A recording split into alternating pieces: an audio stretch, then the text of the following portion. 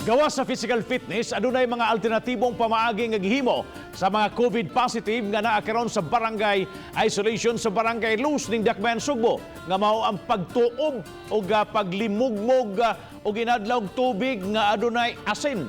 Samtang ang mga bata nga nagpositibo usab sa Cagaw gipaubos sa mga kalihukan isip kabahin sa ilang debriefing. Ano yung report?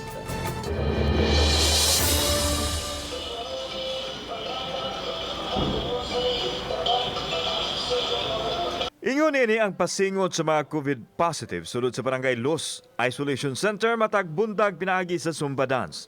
Tinguha nga magpabiling piskay ang ilang panglawas.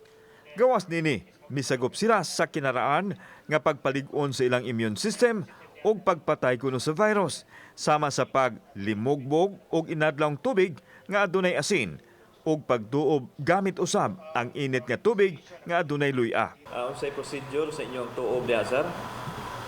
Ang amuha, sir, kay tubig siya, nga nay asin, then gamayng kuan lang kung daghang luya o okira.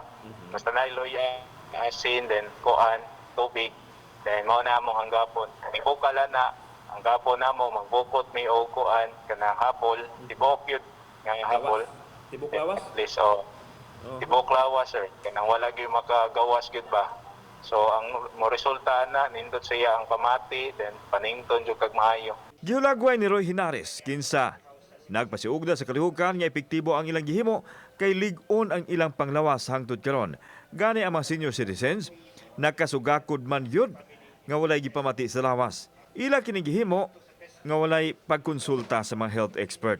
Samtang gipadrawing usab nila ang mga bata nga COVID positive nga nagsilbi usab nga debriefing activity aron mapadayag ang ilang gibati ug makapagaan sa ilahang trauma. I-express nito galingon through drawings.